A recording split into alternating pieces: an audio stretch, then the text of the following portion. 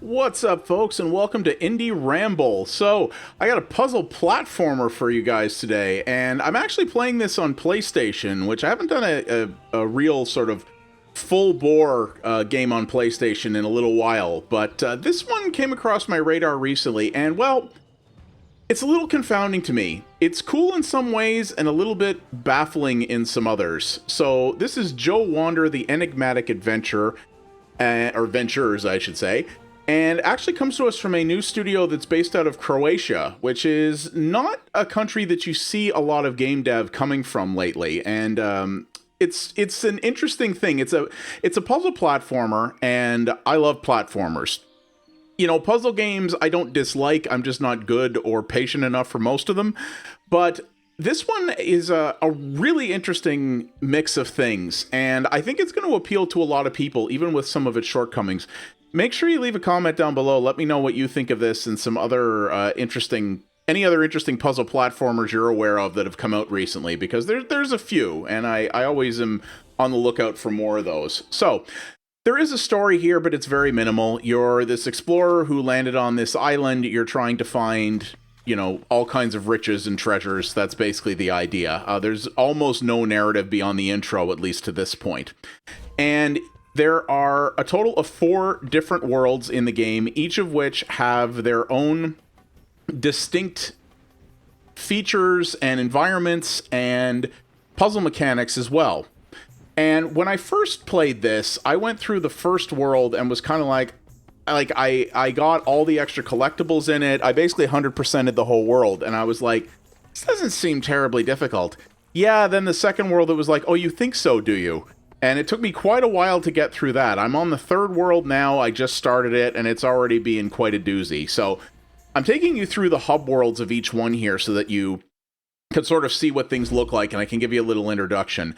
So the only thing I think that is... One of the things I do find clunky about this is that there is a hub world, but you have to go through to each environment individually. There's no like easy way in a menu to select which place to go to. So if you want to go back and check out previous levels, you got to kind of grind it a little bit, which is a bit frustrating. But here's the other thing you're going to see right off the bat. This game is pretty. It's really, really nice. And if you can believe it, this is a Unity game. Now, when a lot of people hear the Unity engine, they think, well, focused on indie games, which is very commonplace for Unity. They also tend to think games that don't tend to look particularly state-of-the-art, and which also don't necessarily run all that well in many cases. Unity is an engine that can be... It's gotten better than it used to be, but it can be hard to optimize for in a lot of cases. But this game is impressing me. So I'm on PlayStation 5 with this, and I have to say, like, it looks absolutely gorgeous, and it runs like a top. It runs at 60 frames per second. You know, it ran with HDR on my big TV, and it just runs perfect, and it looks great. Like, these guys know how to make the Unity engine put in some work.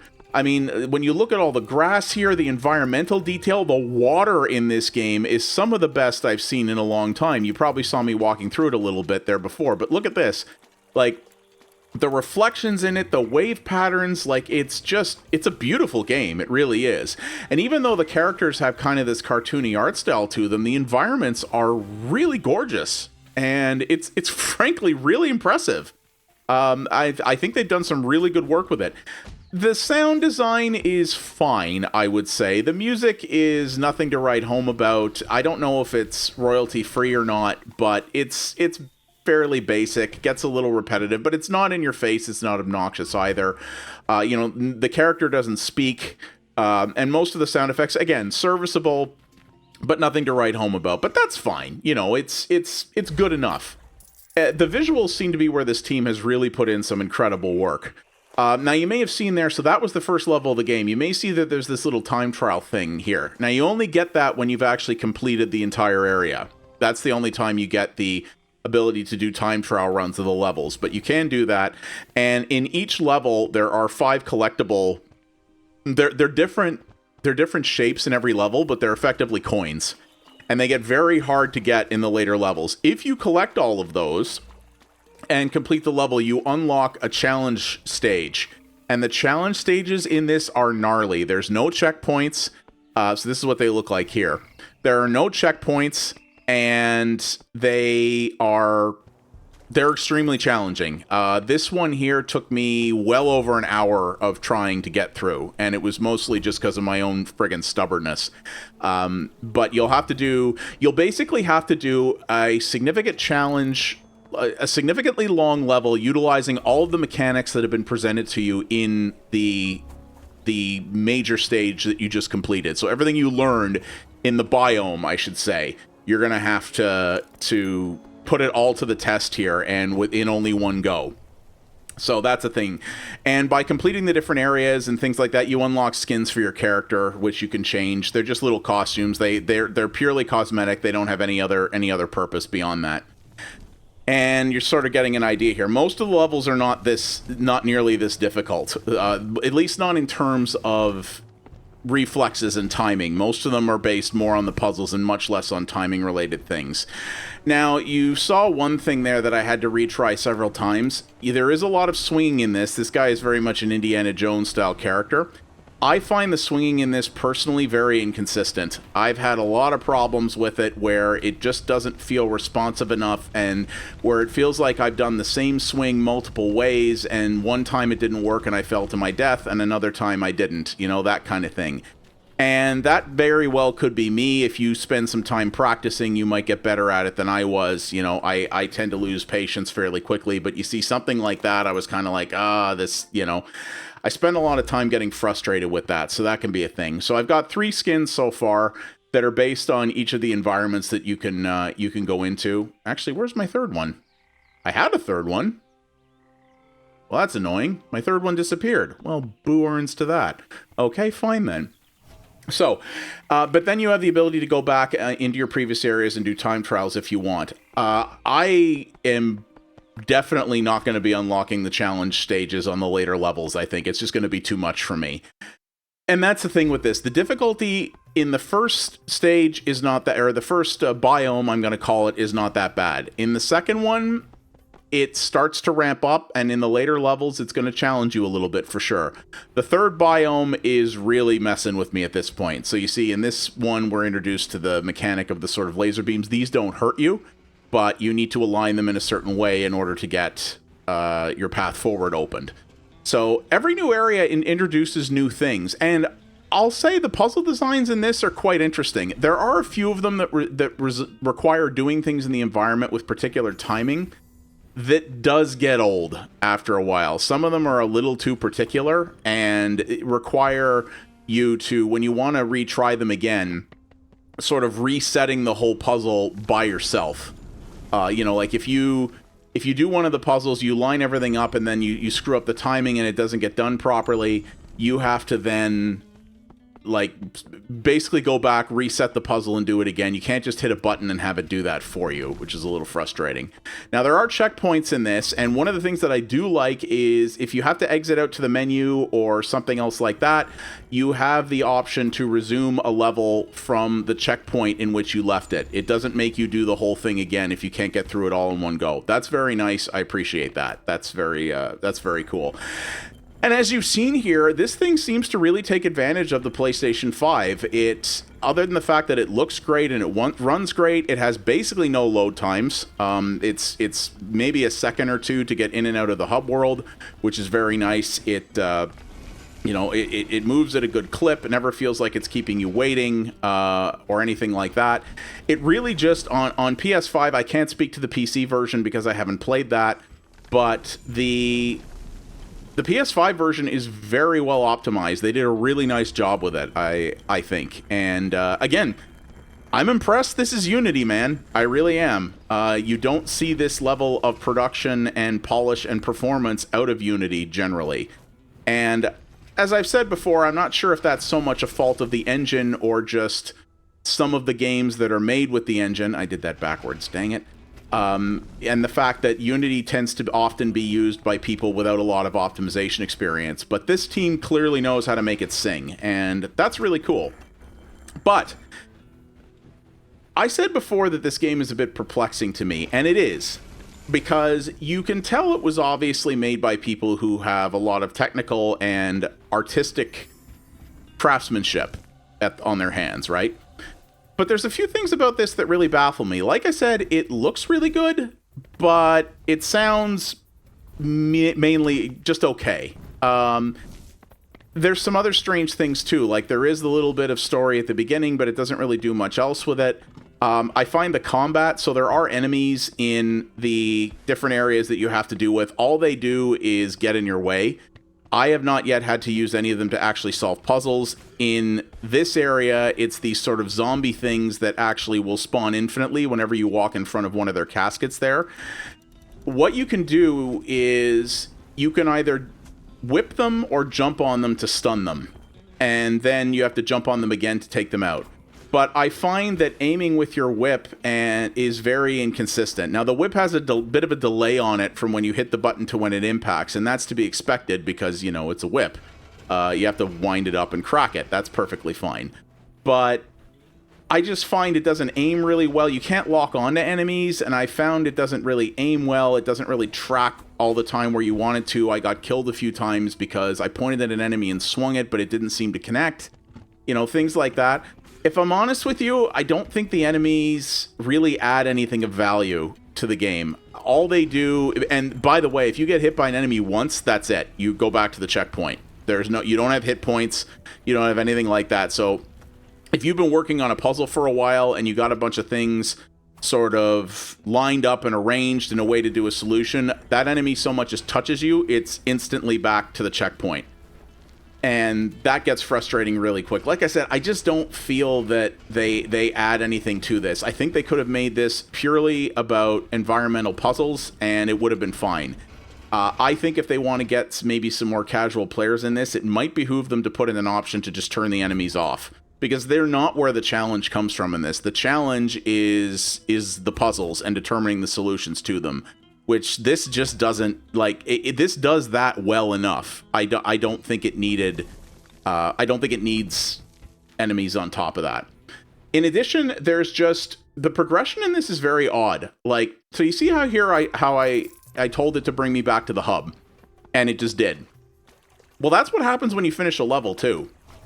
When you complete a level, there's no real victory flourish, there's no completion screen with statistics showing your time, you know, how many checkpoints you used, anything like that. It just loads back to the hub world with nothing whatsoever.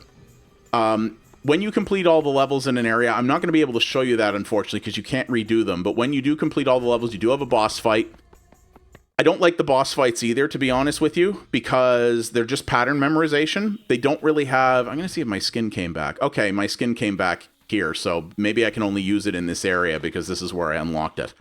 But when you get to a boss, you beat the boss. It's all timing based, so you see here, I didn't complete this level last time, so it takes me back to where I am. Very nice. You know, the main mechanic introduced in this level is these fan things. So that's kind of cool.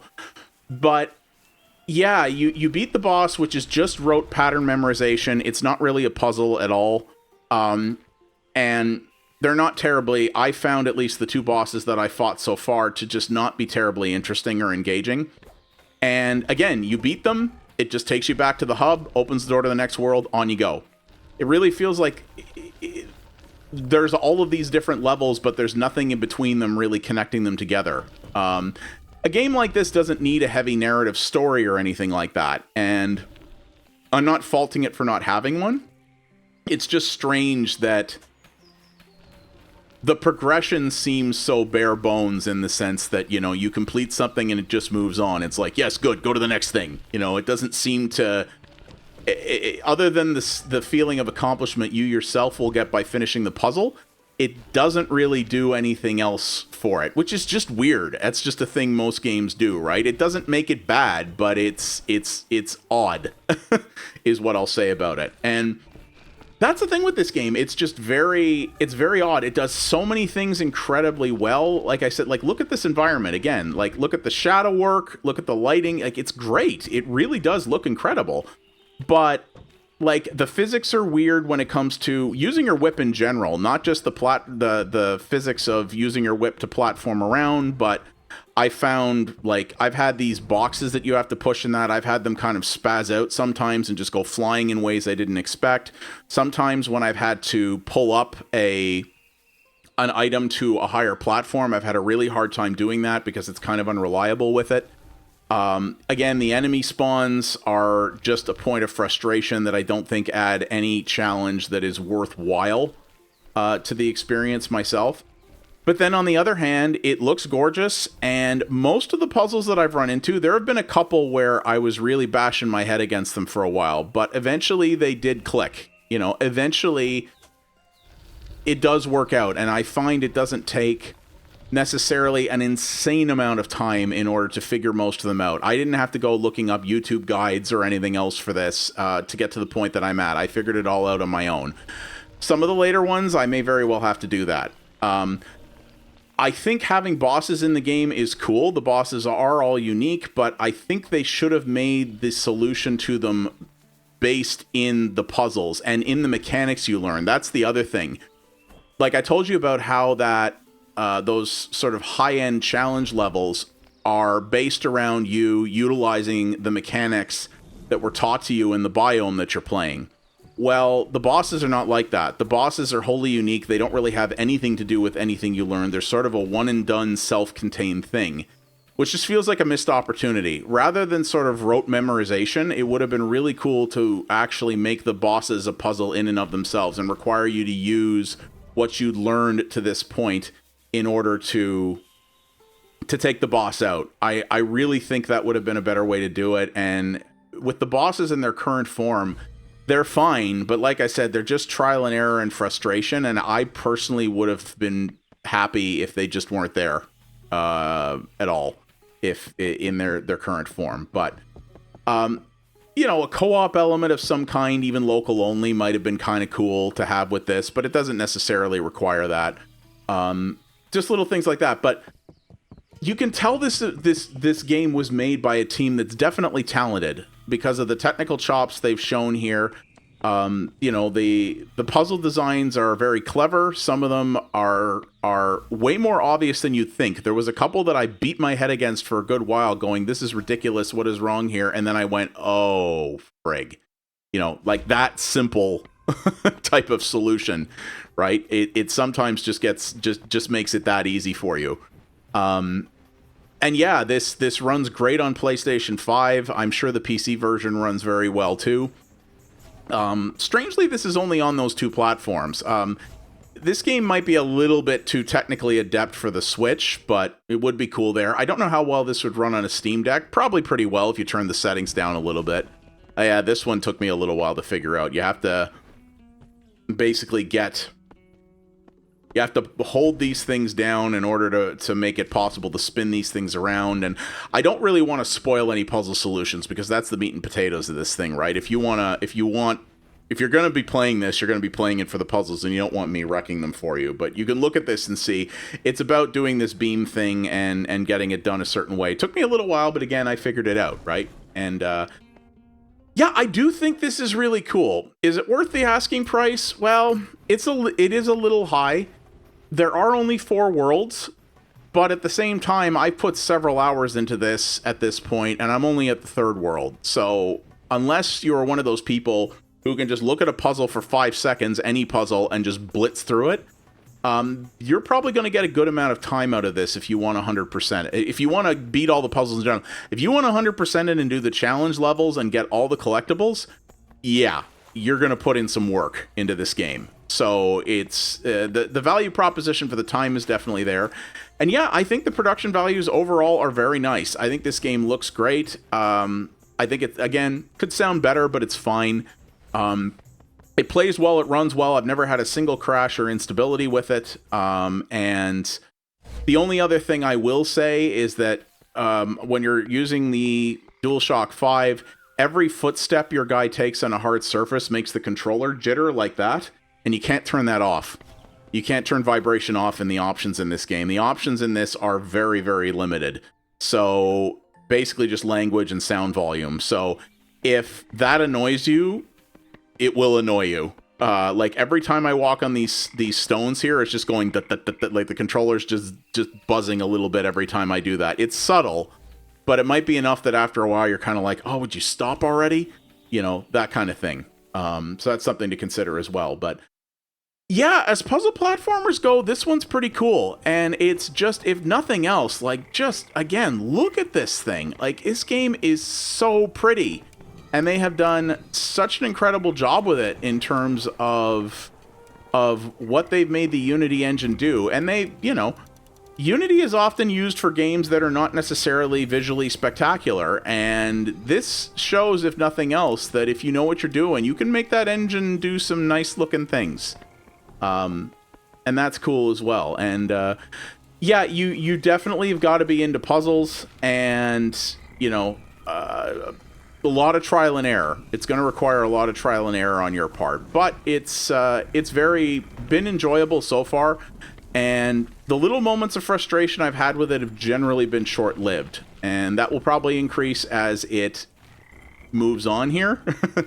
But will I finish it? Maybe. I might poke at it here and there. I don't think I'll dig into it and just play it non-stop until I finish it. But I'll probably dig on it. Here's another one of these creature things. Those don't respawn infinitely, thankfully. But I may work on it and see what happens. But yeah, it's a good game. You can tell it's made with a lot of heart. And yeah, it's got a few baffling omissions in it, but overall, I think it's really well done. It's something that's been a little bit under the radar, and I think puzzle fans and platformer fans alike should definitely give it a look. So yeah, that is Joe Wander and the Enigmatic Adventures. It is out now. Time of recording, it is on Steam and on PlayStation 5. It is cool. It's, you know, it's not perfect. It's a little perplexing in some ways, but overall a very nice package from a new studio, and I hope we get to see more from them soon. So thank you guys very much for watching. I do appreciate it. If you like what you saw here, please do all the normal YouTube things and leave a comment down below. Like I said, all that stuff really does help out the channel a great deal, and I would appreciate it. And you can also follow me over at twitch.tv/pxabstraction for multiple variety streams a week. I cover other indie games as well as retro stuff there, including a bunch of games that are better suited to streaming than YouTube. We have a fantastic little community there, and I'd love to see you be a part of it. Thanks again, everybody, and I'll see you in the next one. You folks have yourselves a good one. Take her easy.